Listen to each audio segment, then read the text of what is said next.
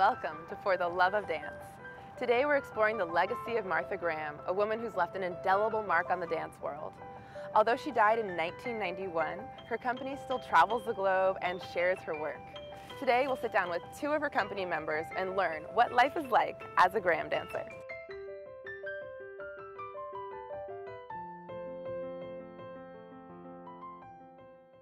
Hi guys. Hi. Thank you for being with us on For the Love of Dance.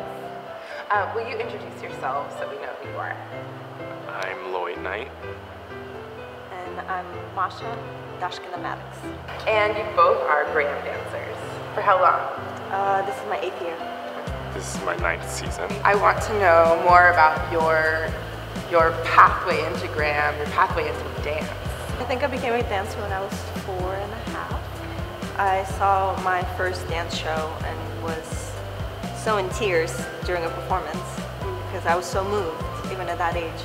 My mom had to pluck me out of the theater and carry me out because I just was crying and I couldn't stop. And it wasn't because I was sad, I was going, this is so beautiful, this is so beautiful, this is what I want to do. And she said, okay, let's leave the theater, we'll talk about it later.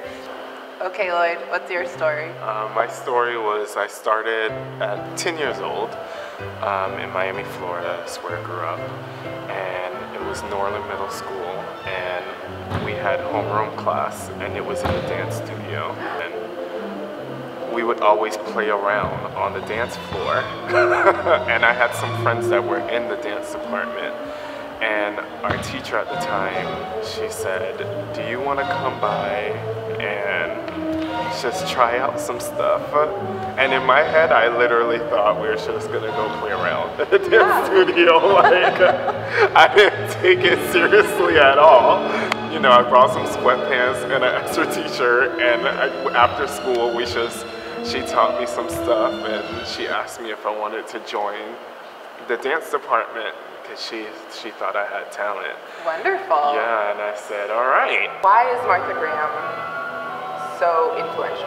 From my personal perspective, doing the work, a lot of her dances deal with a lot of human experiences that tend to happen throughout generations.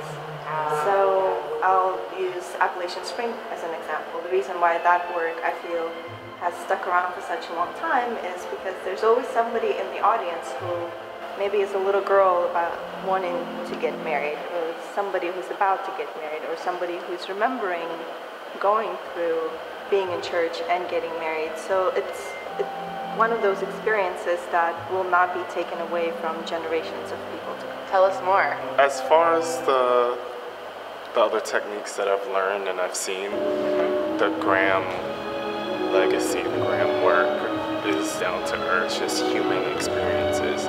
No matter what piece it is, it could be a monster, be about a monster and a girl in a maze, experiencing fear and just real life emotions.